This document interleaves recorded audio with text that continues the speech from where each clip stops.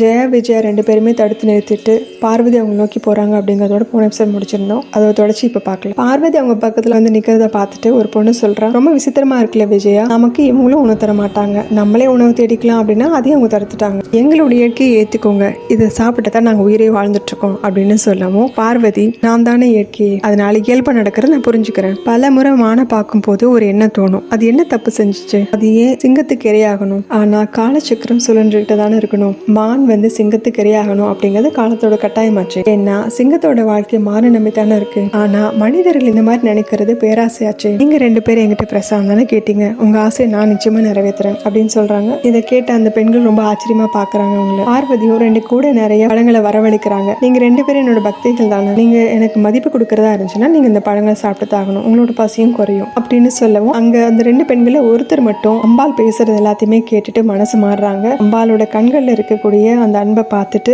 அவங்க கையில வச்சிருக்க ஆயுதத்தையும் கீழே போட்டுட்டு அவங்கள வணங்கிட்டு சொல்றாங்க, எங்களை மன்னிச்சிருங்கம்மா, நீங்க எங்களோட உயிரை பறிச்சிருவீங்கன்னு பயந்தேன், ஆனா நீங்க எங்களுக்கு உதவிதான் பண்றீங்க அப்படின்னு அழுதுட்டே சொல்லவும் பார்வதியும், நான் என்னோட பக்தர்களுக்கு எப்பவுமே தீங்கு இழைக்கிறது கிடையாது அப்படிங்கிறாங்க. ஆனா இன்னொரு பொண்ணும் கோவத்துல தான் இருக்காங்க, உனக்கு உன்னோட பக்தினாலதான் அந்த வாய்ப்பு கிடைச்சிருக்கு அப்படின்னு பார்வதி திரும்ப எடுத்து சொல்லவும் அந்த பொண்ணு கோவமா இருக்க பொண்ணு கிட்ட போய் சொல்ற, வாஜையா, நாம ஏதோ ஒரு வசியத்துக்கு கட்டுப்பட்டிருக்கோம், அதுல இருந்து நம்ம வெளியே வந்துதான் ஆகணும், தாயார் கொடுக்கிற பழங்கள்னால நம்ம பசி கட்டுப்படும் அப்படின்னா நம்ம வேற எதுவும் சாப்பிட வேண்டியது இல்லையே, எந்த அவசியமும் இல்ல அப்படின்னு சொல்லி அந்த பொண்ணுக்கும் எடுத்து சொல்லிட்டு இருக்காங்க. அந்த பொண்ணும் மனசு மாறி கையில இருக்க ஆயுதத்தை கீழே போட அங்க மல்லன் மணி உருவாக்கி இருக்கிற நெருப்பும் அணைய ஆரம்பிக்குது. இதை பார்த்து மணி வருத்தப்படுறான். மல்லனும் அவனோட கையில அந்த யாகத்துல போடவும் இங்க பழங்களை எடுத்து சாப்பிட வந்த அந்த பெண்கள் 2வது ஆயுதத்தை கீழே போட்டாலே அந்த பொண்ணு தான் அப்ப கோவத்துல அந்த பழங்கள் எல்லாம் தூக்கி எறிஞ்சிட்டு, நம்மளோட பசிக்கு ஏன் இந்த பழங்களை தர்றாங்க, அப்போ தாயார் வந்து அவங்களோட சிங்கத்துக்கு பழங்களை தான் கொடுப்பாங்களா, அது மாதிரி எங்களோட பசிக்கு இது வேண்டாம் அப்படின்னு சொல்லி கோவப்பட, அதே நேரம் என்ன பண்றதுன்னு தெரியாம அந்த 2வது பொண்ணு பள்ளிப்படி யோசிக்க ஆரம்பிக்கிறாங்க. அதே நேரம் அந்த பெண்கள் எல்லாமே அந்த சின்ன பொண்ணு போய் கூப்பிட்டு வந்தா இல்லையா, அந்த பெண்கள் எல்லாமே அந்த இடத்துக்கு வந்துடுறாங்க. ஆனா இதை பார்த்துட்டு பார்வதி, இவங்க எல்லாரும் எனக்கு உதவி பண்ண தானே வர்றாங்க, ஆனா இவங்க இங்க வந்தாங்கன்னா என்ன சூழ்நிலை மோசமாயிடும் அப்படின்னு நினைச்சிட்டு இருக்கும் போது அந்த பெண்கள் அம்பாள் கிட்ட வந்து மகாகாளி போற்றி அவங்களை வணங்கி நிக்கிறாங்க.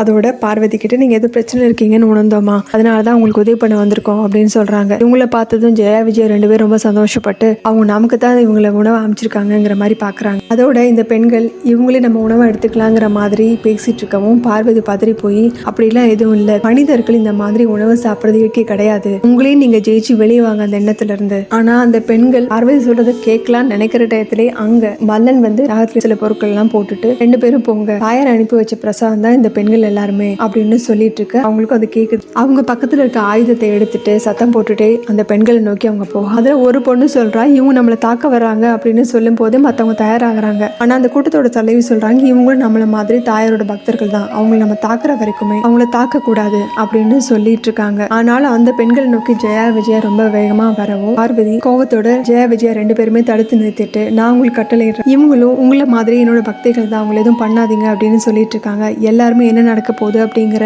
பதட்டத்துல நாராயணன், சிவன் எல்லாருமே பார்த்துக்கிட்டு இருக்காங்க. அந்த பெண்களை ஜெயா விஜயா ரொம்ப பக்கமா நெருங்கி போறதை பார்த்துட்டு பார்வதி அவங்களோட சக்தியை செலுத்தி அவங்கள பின்னாடி நகர்ந்து வர மாதிரி பண்றாங்க. கோவத்தோட ஜெயா விஜயா 2 பேரையும் பார்க்க நாராயணன் பார்த்துட்ட மாதிரி சொல்றாரு, இன்னைக்கு ஜெயா விஜயாவை பார்வதி கொண்டுட்டாங்க அப்படின்னா பக்திய சந்திர சக்தி வென்றுடுச்சு எல்லாரும் நம்ப ஆரம்பிச்சிருவாங்க அப்படின்னு சிவன் கிட்ட சொல்றாரு. சிவன் மனசுக்குள்ளே பார்வதி கிட்ட சொல்றாரு, அவங்களுக்கு உண்மையான பக்தி என்ன அப்படிங்கறத முதல்ல உணர்த்து, அவங்களுக்கு இன்னொரு வாய்ப்பு கொடு, அவங்க 2 பேருமே உன்னோட உண்மையான பக்திகள் அப்படின்னு சொல்லவும் பார்வதி அவங்கள நோக்கி போறாங்க. அந்த பெண்களும் ஆயுதத்தை கீழே போட்டுட்டு அப்படியே பின்வாங்குறாங்க. பார்வதி பக்கத்துல வரவும் மண்டி போட்டு கைகளை குப்பி அழுக ஆரம்பிக்கிறாங்க. மன்னிச்சிருங்கம்மா, எனக்கு ஒன்னும் புரியல, என் குணத்துக்கு எதிராக ஏன் இந்த மாதிரி நான் நடந்துக்கிறேன்னு, ரத்தத்தை அருந்த வேண்டிய அவசியம் எனக்கு எதுவுமே இல்லை, இருந்தாலும் நான் ஏன் இந்த மாதிரி பண்றேன்னு எனக்கு தெரியல அப்படிங்க. இன்னொரு பொண்ணும், எங்களுக்கு உதவி பண்ணுங்கம்மா, எங்க பக்தி மேல நம்பிக்கை இருந்துச்சுன்னா எங்களுக்கு இன்னொரு வாய்ப்பு கொடுங்க அப்படின்னு சொல்லவும் பார்வதி யோசிக்க ஆரம்பிக்கிறாங்க. இங்க சிவன் கர்மம் முடிகிற வரைக்குமே அதோட பலனை அனுபவிக்கணுங்கிற அவசியம் இல்லை, அவங்க தெளிவடையணும், அவங்களுக்கு இன்னொரு வாய்ப்பு கொடு அப்படின்னு மனசுக்குள்ள இங்க வந்து சொல்லிட்டு இருக்க. பார்வதி அதை கேட்டுட்டு யோசனை பண்ணிட்டு அமைதியா நின்றுட்டு இருக்காங்க. அந்த பெண்கள் சந்தோஷமா எந்திரிச்சு நிக்க இங்க